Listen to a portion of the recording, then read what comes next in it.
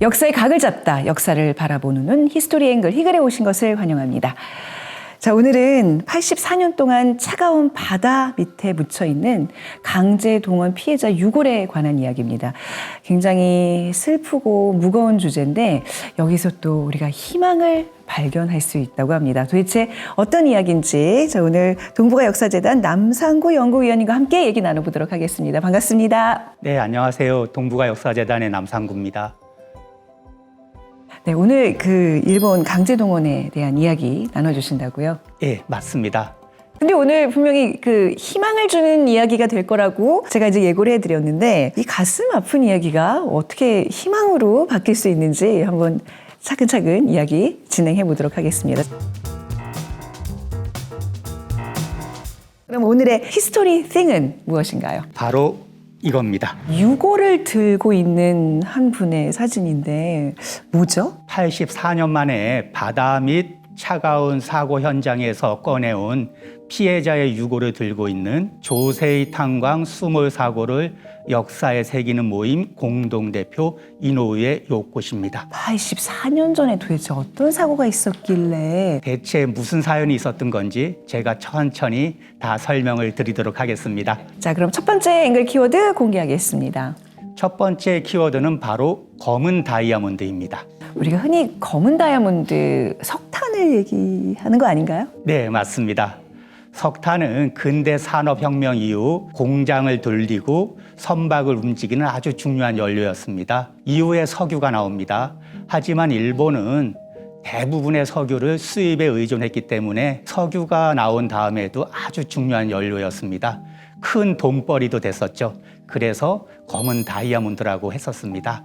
근데 이제 석탄 캐는 일이 다 아시다시피 노동 강도도 엄청 세고 그리고 무엇보다 굉장히 위험한 일이잖아요. 다른 업종에 비해서 임금이 높긴 했지만 이런 이유로 노동자를 모집하는 게 쉽지 않았습니다. 더욱이 1937년 일본이 중국을 침략을 하면은 일본의 청년들은 군대로 동원됩니다.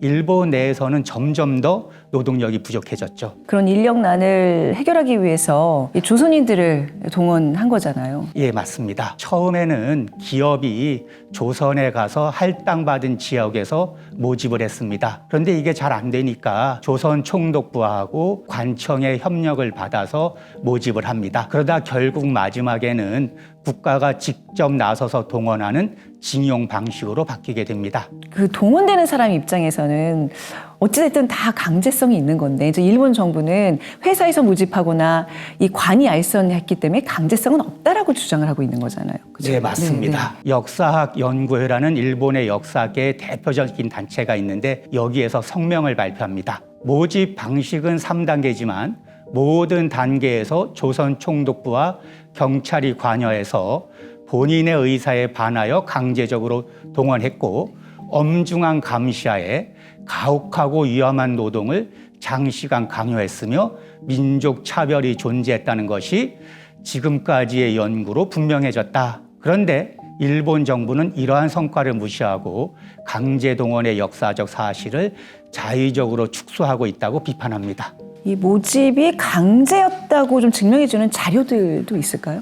네, 먼저 소개할 자료는 바로 일본의 소모 태용이라는 사람이 일본 내무성의 의뢰를 받고 조선에 출장을 갔다 와서 쓴 보고서입니다. 이 보고서는 당시 조선 사람이 작성한 것이 아니라 일본 내무성의 의뢰를 받아서 작성한 건데요. 이 보고서에도 이렇게 강제 동원을 했다는 사실이 기록되어 있습니다. 뭐 석탄이 일본에게는 검은 다이아몬드이겠지만 이 강제 동원된 조선인들에게는 검은 피눈물이었겠네요. 네, 맞습니다. 네. 자, 좀 다음 얘기도 점점 더 궁금해지는데요. 두 번째 앵글 키워드로 가볼까요? 두 번째 앵글 키워드는 조선 탄광입니다. 오늘 이야기할 조세이 탄광은 야마구치현 우베시 도꼬나미 해안에 있던 해저 탄광이었는데요. 당시 조선인이 많았다고 해서 조선 탄광이라고 불렸습니다. 좋은 의미로 조선 탄광이라고 부르진 않았을 것 같은데. 그렇죠. 당시 조선인은 차별과 멸시의 대상이었습니다. 그 조선인이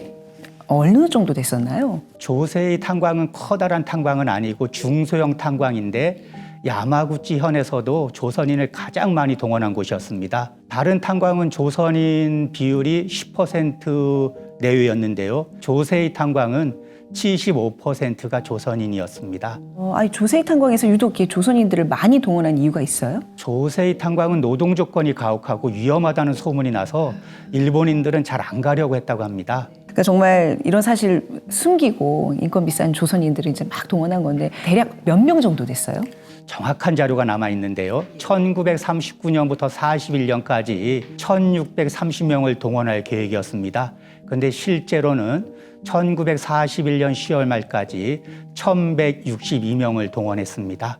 사실 대답을 듣나 마나 노동 환경도 뭐 엄청 나빴겠죠. 그렇습니다. 조선인들은 도착한 후 4일간 견학 기간을 거친 후에 바로 작업장에 투입되었습니다. 이들은 기숙사에서 단체 생활을 했는데요.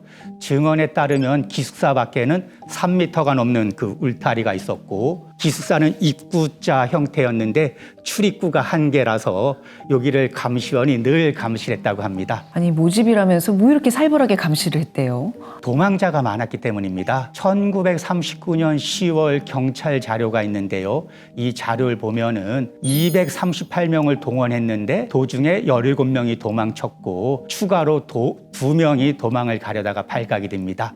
정말 죽음을 무릅쓰고 도망을 간 건데 아니 일본은 왜 이렇게 무리해서 이렇게 사람들을 동원했던 걸까요? 1941년 12월 8일 일본이 미국을 비롯한 연합국과 전쟁을 시작합니다. 태평양 전쟁이라고 하죠. 석유 수입이 끊기면서 석탄이 더 중요해졌습니다. 그래서 일본 정부는 기업에게 석탄을 더 많이 캐라고 요구를 합니다. 정부의 요구를 받아들인 기업은 무리하게 작업을 지시를 합니다. 아니 이렇게 위험한 작업이면 좀 작업을 멈추게 하거나 아니면 관리 감독을 좀 더 철저히 하거나 그게 국가 정부의 역할 아닌가요? 그렇죠. 그게 맞습니다. 탄광은 원래도 사고의 위험이 있는 곳이지 않습니까? 특히 해저 탄광은 바다 밑에 있다 보니까 40m는 파서는 안 됩니다. 40m 이하를 파야 되는데 조세이 탄광은 30m 전후에서 작업을 합니다. 그래서 일을 했던 사람들이 증언이 있는데요. 작업을 하다 보면 위에서 배가 지나갈 때 통통통통 하는 소리가 들렸다고 합니다. 그때 너무 무서웠다라는 게 피해자들의 증언입니다. 그러면 굉장히 그 크고 작은 사고들이 계속 일어났겠네요. 맞습니다. 1942년 2월 3일 아침인데요. 바다 밑에 있는 갱구가 무너져서 작업하던 사람들이 그대로 숨을 댑니다. 정부가 요구하는 물량을 맞추기 위해서 건드려서는 안 되는 갱구를 지탱하는 안전장치인 석탄 기둥마저 파낸 겁니다. 최소한의 안전장치마저 다 없애버리는 상황이었군요. 맞습니다. 그럼 이게 지금 단순히 기업의 탓으로 돌리면 안 되는 것이 무리하게 전쟁 수행을 위해서 계속해서 더 많은 석탄을 요구한 건 정부였잖아요. 맞습니다. 그럼 정부가 이번 책임을 져야죠. 그럼 도대체 몇 명이 희생된 건가요? 바다 밑에서 작업하던 183명이 희생이 되는데 이 가운데 74%인 136명이 조선인이었습니다. 너무나 안타깝네요. 이게 또 워낙 차별받던 조선인들이라서 이게 사건 수습 같은 것도 제대로 안 됐을 텐데 말이죠. 그렇죠. 네, 그러니까 네. 숨을 사고가 나자 그 물이 다른 곳에 피해를 줄까 봐 바로 출입구를 봉쇄를 합니다. 그러다 보니까 사고 원인도 제대로 조사가 되지 않죠. 책임자는 처벌받지 않았습니다.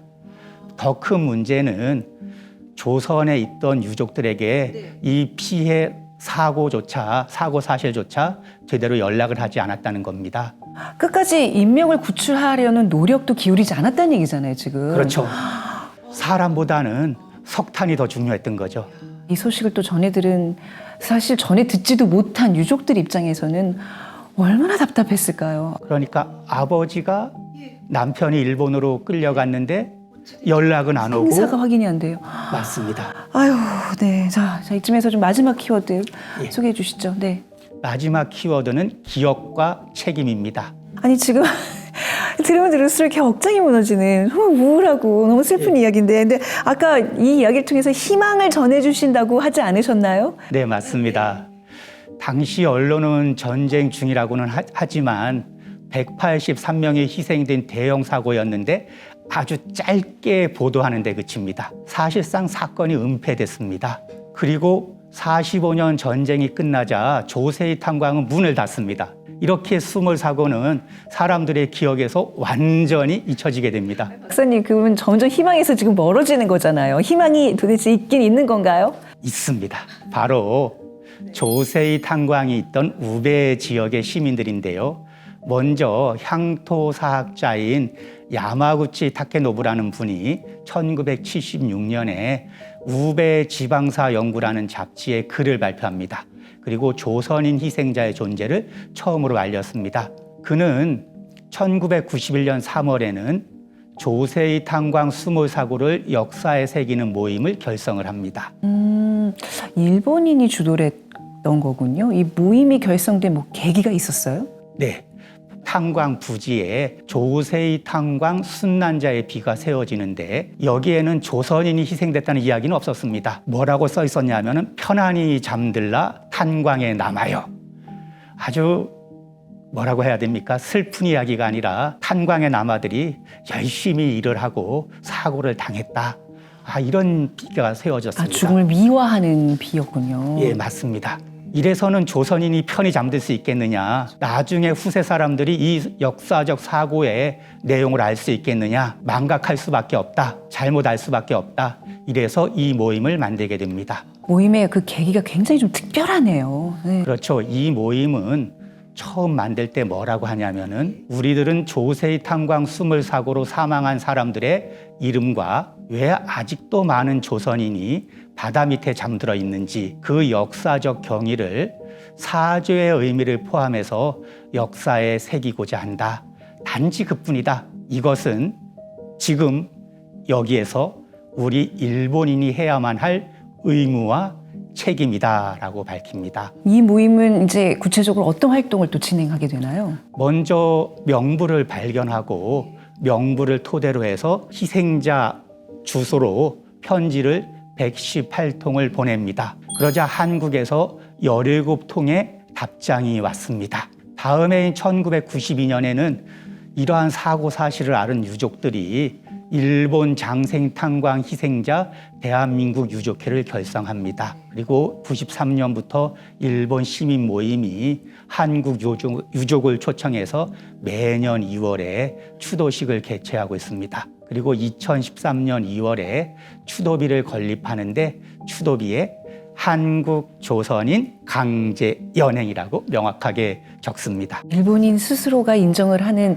강제 연행을 밝혔군요. 그거 굉장히 의미 있는 작업인데요? 일본에서 이렇게 강제 연행이라고 쓰는 게 쉽진 않았을 겁니다. 그리고 이렇게 명확하게 밝힌 추도비는 거의 없습니다. 또 중요한 거는 명부는 창씨 개명된 상태였습니다. 그런데 이분들은 우리가 이름을 찾아주자라고 해서 한 사람 한 사람 이름을 찾습니다. 그래서 지금까지 136명 가운데 5명을 제외한 모든 희생자의 한국 이름을 찾아냅니다.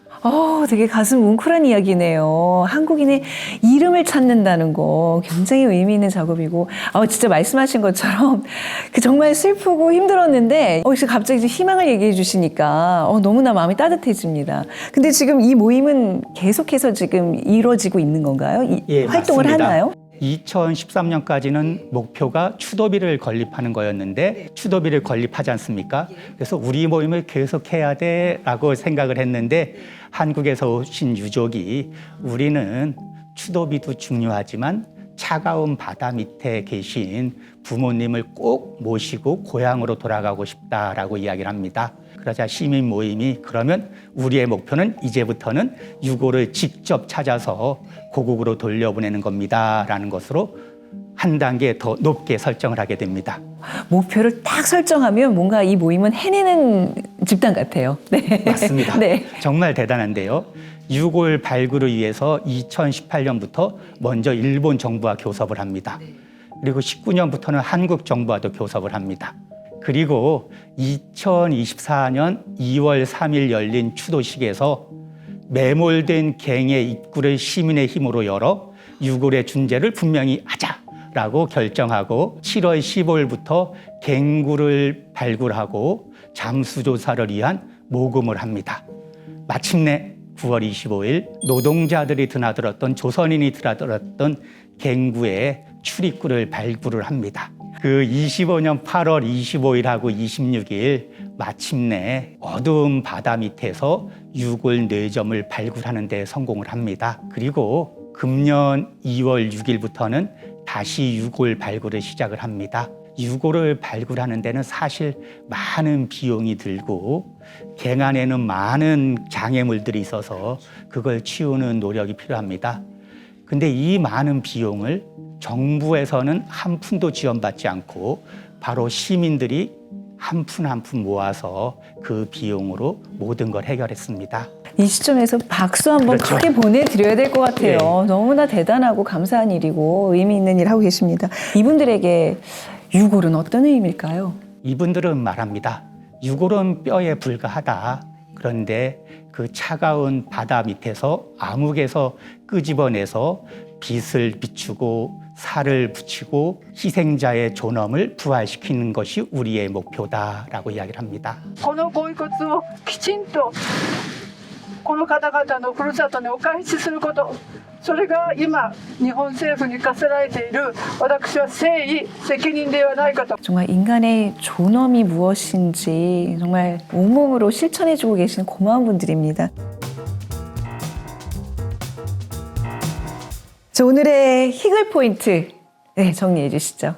오늘의 희글 포인트는 어두운 과거를 바꿀 수는 없지만 그 과거를 피하지 않고 정면으로 마주하면 아픈 상처를 치유하고 함께 미래로 나아갈 수 있다라는 것입니다. 정말 광복 81년이 지난 이 시점까지도 일제강점기 때의 어떤 그 피해, 아픔이 계속 이어지고 있다는 사실도 오늘 확인을 했지만 더 중요한 거는 그걸 잊지 않고 해결하려는 일본 시민들의 노력도 있었다는 거, 굉장히 이 부분이 인상적이었습니다.